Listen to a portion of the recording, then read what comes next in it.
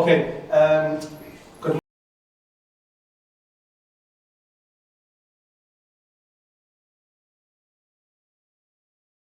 morning, everybody, and I'm very glad to be here. Thank you to the organisers for inviting me. I'm called Leon, and I'm based at the University of Liverpool in the Department of Sociology, Social Policy and Criminology. I'm interested in topics to do with race and religion, and one section of that is about this question of decolonisation. My interest in it really emerges from being based in Singapore for 9 years, where we had a campus and a program out there where I was living and working and teaching, which raises a lot of questions about how do we teach, what do we teach, how do we deal with students, what we're doing over there as a British university in a former British colony. So today I'm going to try and provide something which I hope you'll find interesting and beneficial, something which is a little bit different perhaps, I hope, from what we might usually discuss when it comes to these topics relating to decolonisation. So first of all, I'd like to start by just trying to understand where are we beginning from in this discussion. And the discussion when we talk about decolonisation usually begins with the question of what is decolonisation, or it should begin with that, because obviously it means many different things to many different people, and you could already see that in the room today when people are introducing themselves. People are coming at this from different angles. So if we were to boil it down to the most simple and basic premise, the premise of decolonisation, of course, is that there is a belief that colonialism was something which was undesirable and something which needs to be countered or undone to whatever extent is possible. But I wanted to mention at the outset that not everybody agrees with that premise. Maybe everybody in this room agrees with that premise, and that's why sometimes our discussions are a little bit stagnant, because we fail to recognise that the basis of what our discussion is starting from is not something that everybody in all corners of academia, and definitely not all corners of political discussions, would agree upon. So as an example, you might remember that there was this article which was published by Gilly in 2017. It's called The Case for Colonialism, and it was a very controversial article because in this article, Gilly, an academic, a reputable, celebrated academic, he actually made the argument that colonialism was not as bad as what people said it was, and even further than that, he said, we need to bring colonialism back. We need to bring colonialism back. So I doubt there's anyone here who's coming to these kind of events who are in that line of thinking, but I'm trying to throw that out there to you because I'm trying to remind us all that even though we have come to some kind of consensus that colonialism is a bad thing, colonialism needs to be undone, we need to address the legacy of colonialism which is causing harms, whatever those harms are and however we're going to do that, not everybody agrees with that, and therefore there's still a debate, and it's definitely a debate beyond academia, about what was colonialism, what is the legacy of colonialism, was it something to be celebrated, was it something to be criticised, was it something that brought benefits to people who were colonised, did it enlighten and liberate, or did it actually cause harm in different ways? So, those of us here would probably say that Gilly underestimates the harms of colonialism. He only focuses on the so-called positives that might have come out of that. And we should, remind those people who have those views about those harms. But, it's not only Gilly, as you can see in the picture. This is a picture taken from the Hong Kong context, and, some of us find it strange, but in that context, it makes sense to those activists who are saying that we want to celebrate the golden era of British rule, and even some people are saying, as it says there on the banner, make Hong Kong Great Britain again. I mean, how do we make sense of that when, we're in this context calling for decolonisation? There are people in other parts of the world, not necessarily people from the UK, who are actually also in favour, like Gilly, of resuming colonialism. So decolonisation, as you know, started as soon as colonialism began. Sometimes we're trying to, this is another thing we do in the early stages of discussions, try to say, when did this begin? What is it and when did it begin? Who founded it? Who named it? Who developed the first theory about it? These are quite common questions. But as you know, decolonisation as an activity, it began as soon as colonialism began, and it's something that has existed in different forms and different shapes for many different years, and we shouldn't lose sight of that, because sometimes some of us fall into the mistake of thinking that decolonisation is something which is new and something that we have invented or that we have just discovered and we've just become awakened. And in fact, I've argued in some of the things I've written that this is almost like a bit of a colonial or, let's say, Eurocentric perception that we have invented it and that we've just discovered it at Oxford University or at University College London. Actually, especially in the colonies, that decolonial movement always existed and was always there, even if we don't know about it, even if we don't know the names. You know, if you've watched this film, you might have watched it, The Battle of Algiers. If you haven't watched it, you should watch it. One of the things that I realized when I watched that film, it's a great kind of anti-colonial film, I was like, oh my God, I said, so many people died in the anti-colonial struggle, and I didn't even know. And so many of them died, and I didn't know one of their names. I didn't know where they're buried. I didn't know what family they had. I didn't know why they did it. I didn't know anything about them. But so many people came before us and like paid the ultimate price of their life, and also, you know, intellectual efforts and other types of political activity that we don't know about. So we shouldn't assume that we are the trailblazers when it comes to decolonisation. I guess we're walking in a path which has been walked on by many people before.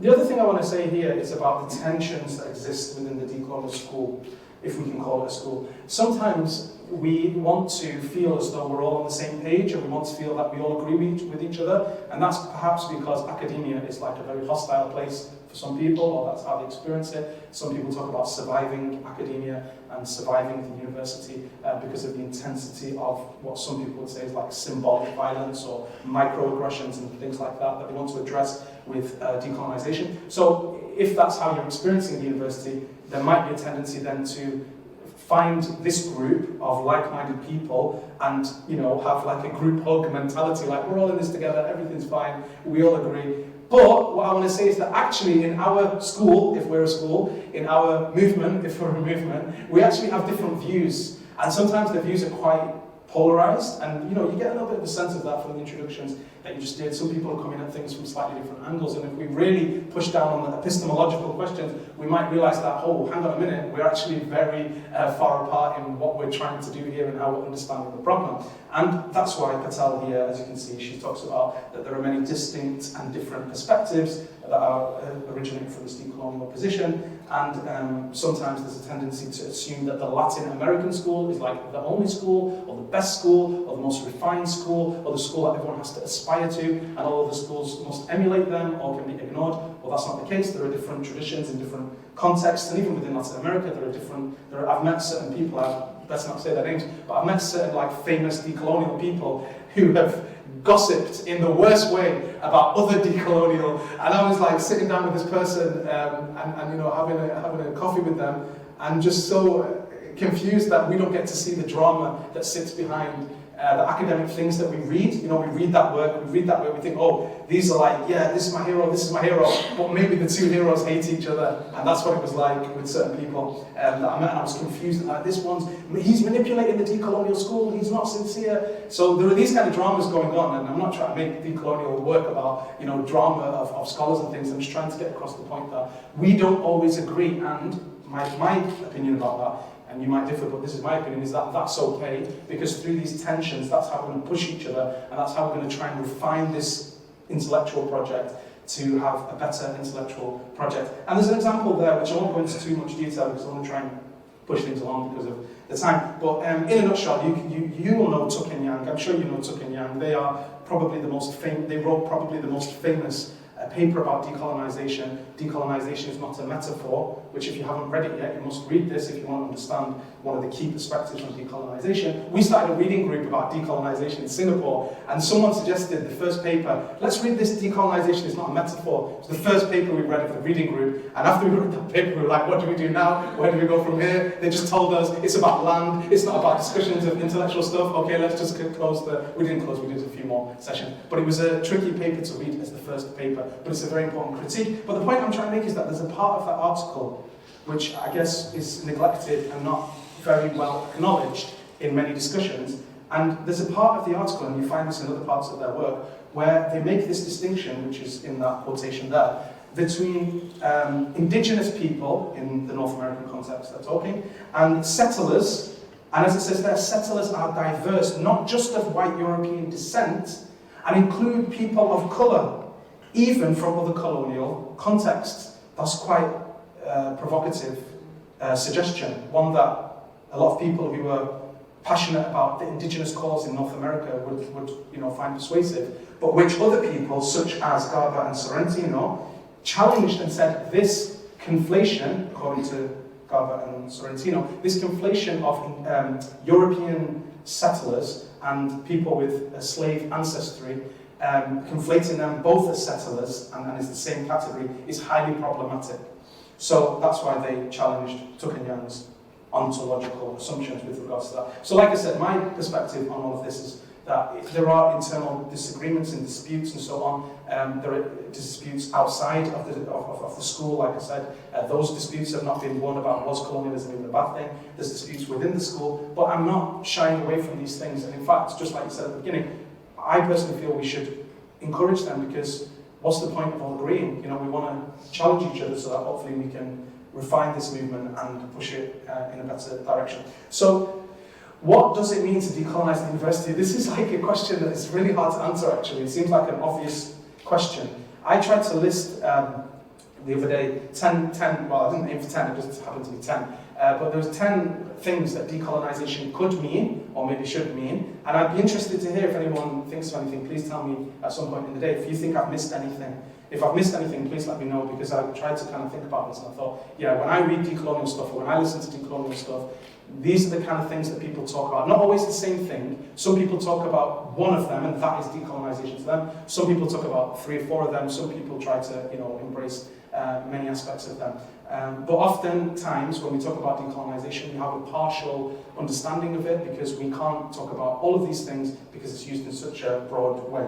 So let's just go through them briefly. So the curriculum, this is the claim of people who are doing decolonial work. The curriculum is Eurocentric, meaning it is obsessed with the European or Western tradition in what it teaches or who it foregrounds. So the curriculum is Eurocentric. What we teach is narrow, and it's elitist, and it needs to be expanded. This is one way, like we need to do something about what we teach.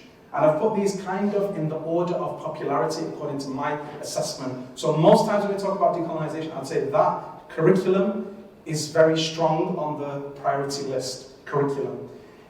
Number 2, ethnic minority students and students from the Global South. And sometimes it's interesting because some people only talk about like students from the Global South and miss students from the Global North who are ethnic minorities, or vice versa. But students who are from minority backgrounds are disadvantaged and subject to racism in the university.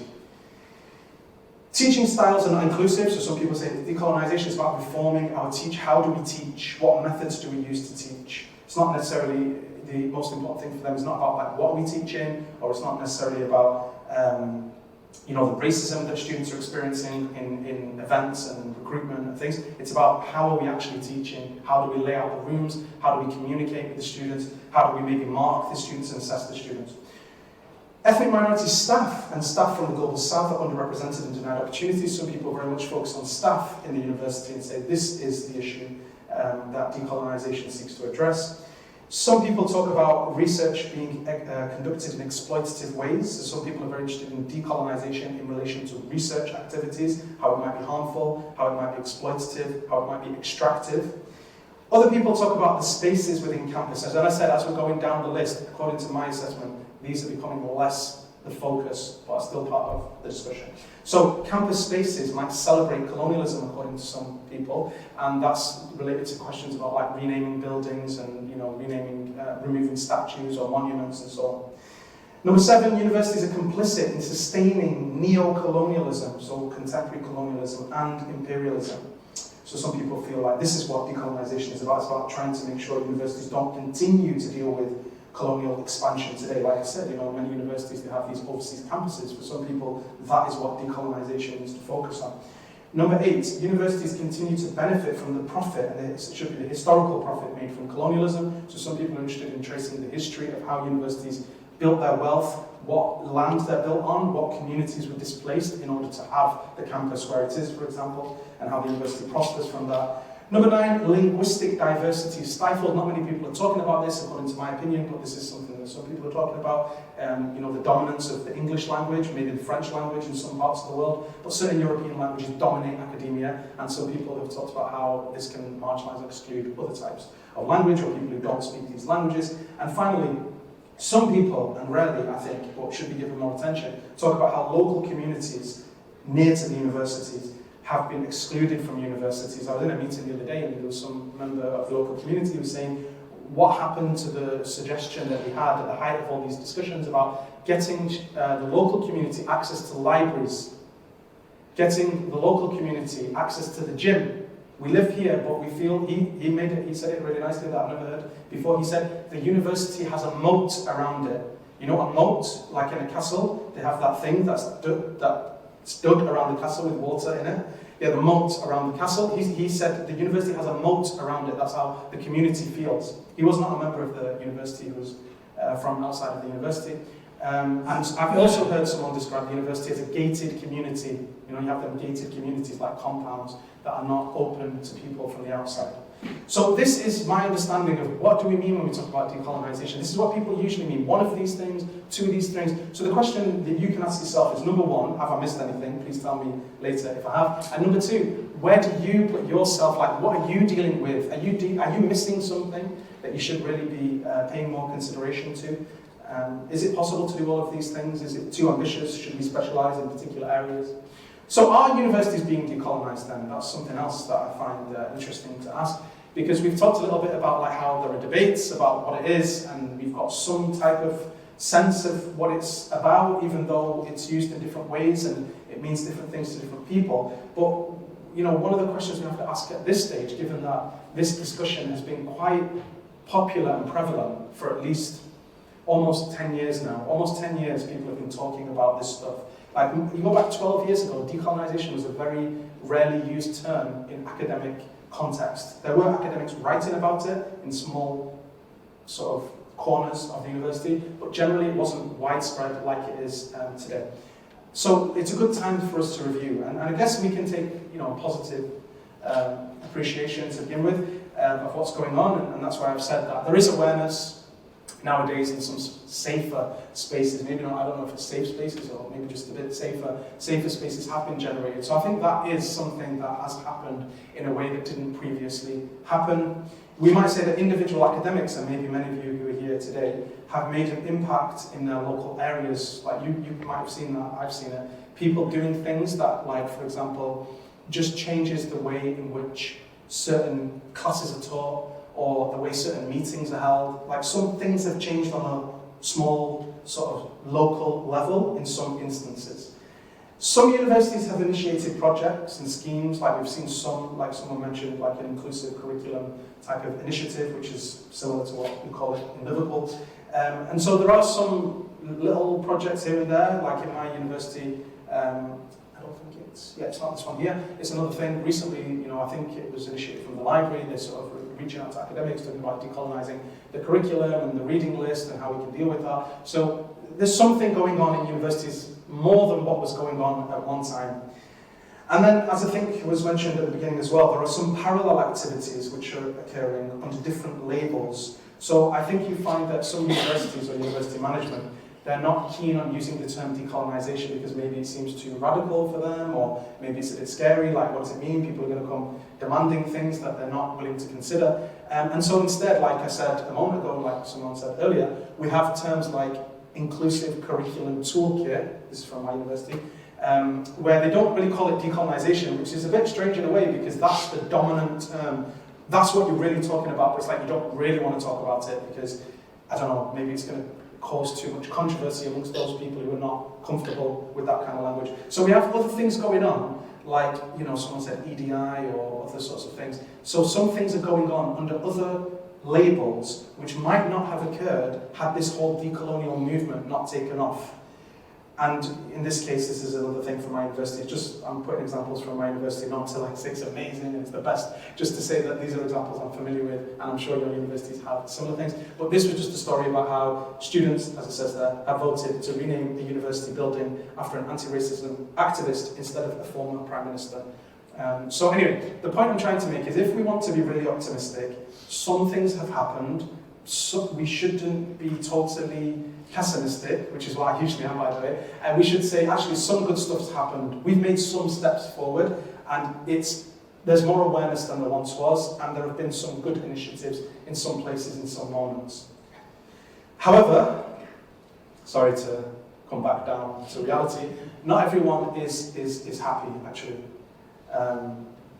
And this is, I'm sure you know Benjamin Zephaniah, he passed away sadly last year. You know, when I come to Birmingham, because this is like, he's from Birmingham, and I remember him, and you know, he's like one of our heroes, I think. If you want to know about decolonisation, actually, this is another point not everyone who is an inspiration towards decolonisation uses the word decolonisation. Sometimes they use other words, or they talk in a different language. He talks in poetry. Yeah, if you go and read his poems, you'll find out a lot about decolonisation, even though he's not talking about decolonisation. But he's talking about his experience, his community's experience, what happened in the UK, how the UK sees itself, how empire is imagined, how we grapple with certain things to do with imperialism and inequality and racism and poverty and so on. So he's not a decolonial scholar in the sense that he comes to decolonial events and says, we need to decolonize. But for me, he's someone who I turn to be inspired from in order to understand how the work that we're trying to do can be thought about, even though he's not a scholar or a high-level theorist. But yeah, it's just a shout out to him. It's not really relevant to what I'm talking about, but he's from Birmingham, and I come here remembering him and thinking about him, and he's a legend, so you need to know about him. I'm really sad I never got to meet him, and I felt like I should have made an effort to meet him. Because as academics, we can kind of get away with emailing people and saying, hi, I want to meet you and have a chat about decolonisation. I think he would have met me, but anyway, I missed out. I should have done that really, but maybe rest in peace. So not everyone is happy with decolonisation, and here's some of the reasons why. So some people, and we heard about this in the intros as well, some people said the pace of change is too slow. Yeah, we've done a few things here and there, but has anything really changed? Like, we need to still go a long way, there's still a lot more to do, and so we need to move faster on this. Some people said the changes are performative. Somebody used that word, or a couple of you used that word in the intros as well. It's performative, it's just a performance, it's just like showing off, it's just pretending. And some people say it's superficial, it's tokenistic. It's like we have little things here and there, like changing names of buildings, but does it really impact on the institution? Does it really impact on the experiences of people who belong to those institutions? Maybe not. It's self-serving decolonisation, some people said, and by self-serving they mean it's like it's done for people's career progression. People utilise it as a way of saying, look at what I'm doing, look at how good, look at how enlightened I am, look at how passionate about equality I am. And that's why Rodriguez even went as far as calling it entertainment and intellectual masturbation. I mean, me and my friend, one of my friends in Singapore, we've been using this term intellectual masturbation for a while, but it's hard to slip it into like academic talks and publications because it comes like a bit of a weird term. But thankfully, Rodriguez has now said it, so I can say it because I can quote Rodriguez and blame her for saying this. But I know, I'm sorry if you feel it's an offensive term, I don't know if anybody does, but it's kind of a good way of putting it, if I can say that. So some people said that decolonisation is problematic because it's just like a fashionable thing, it's just something people do because it sounds trendy and interesting, and it sounds like something that we should all be part of, and I wrote this article called The Decolonial Bandwagon. What I learned from writing that article is that people rarely engage with your arguments, but they love a good title. So that article gets cited a lot, and sometimes on Google Scholar they send me the updates and it's been cited. And then I look sometimes like how are people like engaging with my complex ideas that I spent so long like philosophizing about. And then all it is people are citing the decolonial bandwagon because it's like a nice little term that kind of gets to the point, just like what I did with Rodriguez, I guess. But the decolonial bandwagon, this article has some interesting arguments, if you ask me, but it's not really engaged with, to be honest, hardly at all. It's just the title that people like. So that's why metrics and citations are kind of irrelevant because people are engaging with, someone told me if you write a paper which is like really offensive, it's going to get cited a lot, and then you're going to look like you're an excellent scholar, but really it's because you made a very offensive. I'm not saying to do that, by the way, of course, but you get the point. So some people said that decolonisation is just an echo chamber. We're just talking to each other. And I guess that goes back to my first point, which is that there are people, a lot of people, in the UK, I mean, it's the Euros at the moment, it's football season, nationalism is high on the agenda, there's a lot of flags that are being flown. You can go and ask people at this time and any other time, what do you think of empire? What do you think of colonialism? People don't see it how you see it necessarily. There's a lot of people who, love the idea of rule Britannia, Britannia rules the waves. It's not something which is seen in the same way by everyone. So we are in an echo chamber, and that is really dangerous because there are other spaces in the media, in social media, in the pub, in wherever, where we're not heard and we're not engaging, and that's a challenge maybe to all of us to think about. Are we going to do anything about that? If we really believe in this stuff? Discussions are sporadic, unfocused, and stagnant. Like I said at the outset, sometimes we are repeating the same things. Like if you read decolonial articles, sometimes I'm not sure if you feel like this. Sometimes I feel like I've kind of heard it all before, and I want to hear something new, and I want to be challenged by thinking about things differently, but sometimes that's not the case. Some people say that decolonisation is a distraction from more important priorities. Like, who cares about decolonisation? And I feel this, I don't know if you do, but sometimes when I deal with my friends outside of the university or family members and they talk like, what you're working on, what you're doing, what you're talking about, I'm a bit, like, hesitant to say decolonisation because I know it's not something that they can relate to. My previous research was about Islamophobia. When I tell them I'm working on Islamophobia, they're like, really? Tell me more. Yeah, what about this? Have you heard about this? What about... When I say decolonial, like, what's that? Like, they don't really care, so to be honest. Like, they've got bigger problems, they've got other problems, and so sometimes I feel, I'm not sure if you agree, but I feel sometimes that we're in a bit of an ivory tower when it comes to like some of our decolonial discussions, which can be quite theoretical and abstract. I just bought some cherries from the market. It's not the reason I was late, it was another reason, but I bought some cherries from the market, and the guys there, they're from Afghanistan.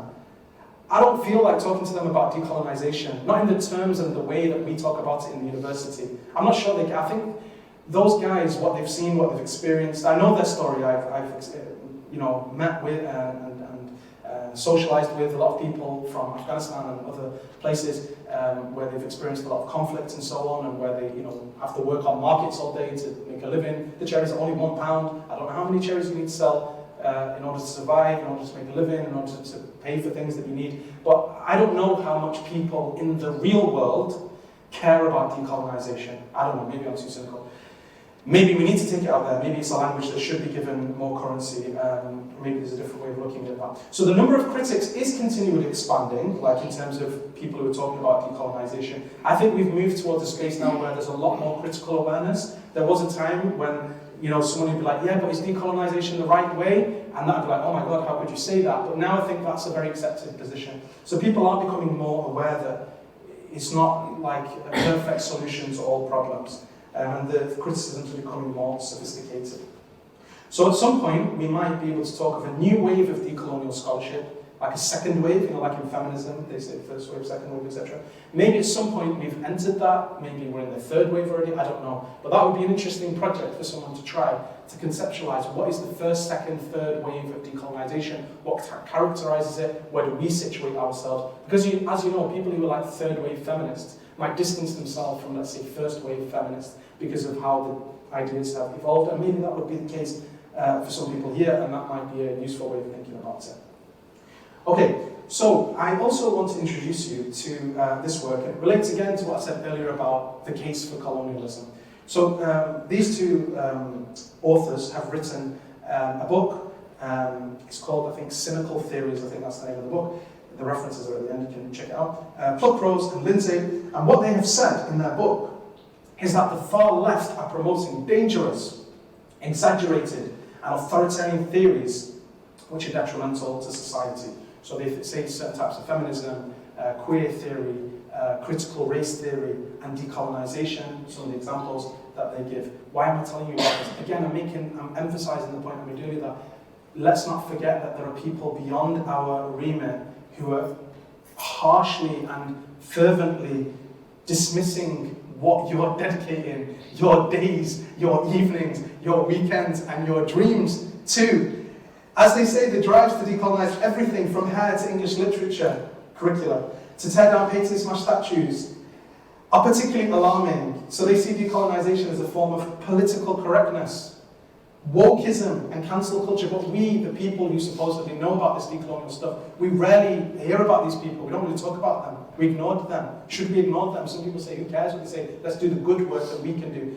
Do we not need to address the opposition that we have to this movement? Are we going to allow... Their book is probably read 10 times more than anything that I would ever write, for example. You know, they have more influence and more sway, I would imagine, in the broader public than what I would have just in universities in a classroom, for example, or amongst academics who read my work.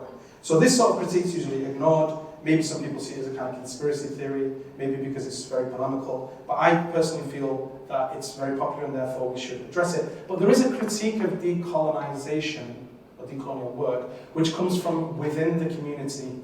Yeah, some of the critiques come from, let's say, outside, like the previous ones. They very much want nothing to do with us, think that we're like part of a far less left plot, which I don't think we are. I don't know, maybe some of you are. But then there are other critiques that come from within the community, i.e. people who would attend our types of events and who we would read their work and work with them. So this is Said Farid Alatas. You might know him. He's based in Singapore, and I had the pleasure to know him quite a bit whilst I was there. And he writes some really good stuff about decolonisation, and he has done for quite a long time now. So he suggested that decolonisation is limited because it only addresses one type of bias within knowledge production. He very much focuses on knowledge production as his, like I said, the 10 things. Like the idea of like how we produce knowledge, in other words, how we teach and how we do research, that's his focus when it comes to decolonisation.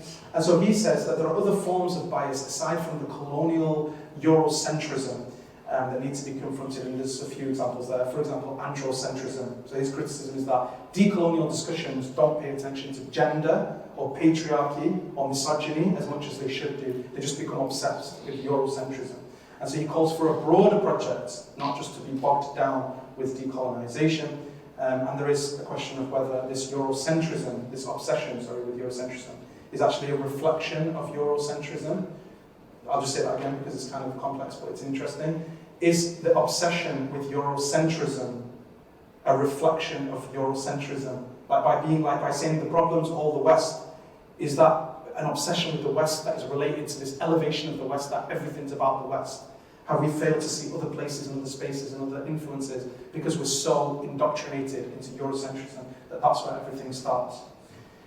Also, we might ask the question of whether there are other forms of colonial or imperial domination which are being ignored due to the fixation on Western colonialism. I was in Poland 2 weeks ago. We went to Auschwitz and some other places with our students based on a study trip, and we had some interaction with some academics in the universities there.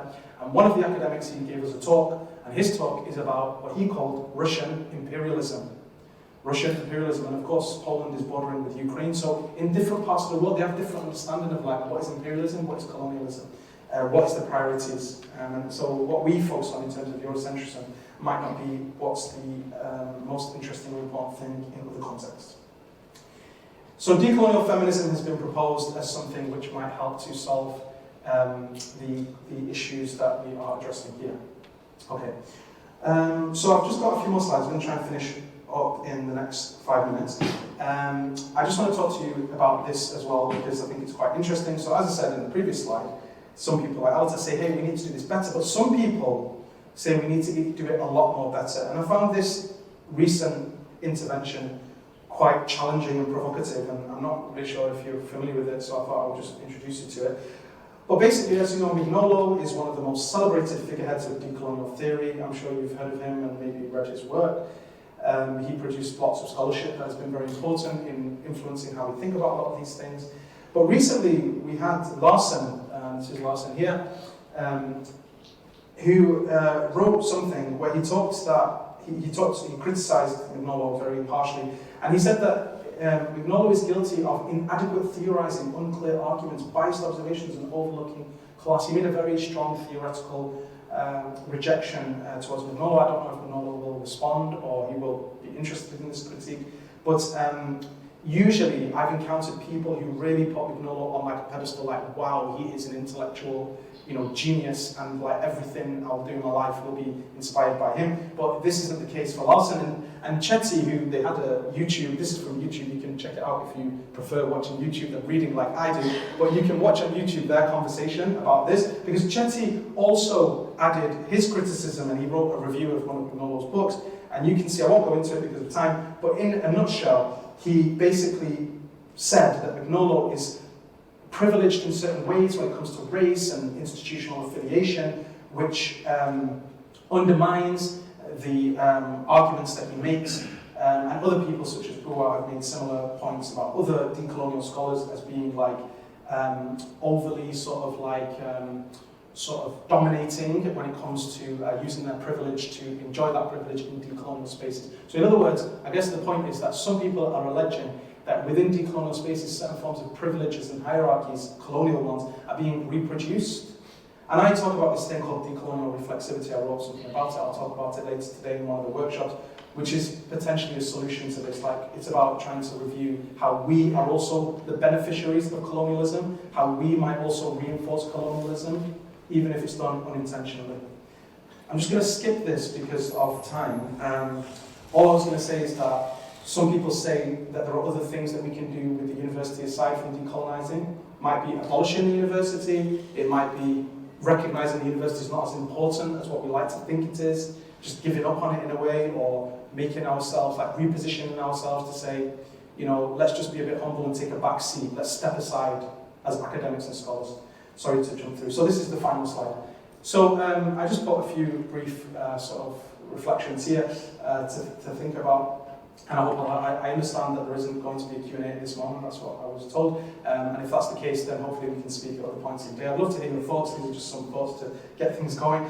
But as it says here, the language around decolonisation, potentially in the future, is likely to evolve, but the issues will remain. In other words, these things that we're dealing with, they've always been there, they haven't always been called decolonisation.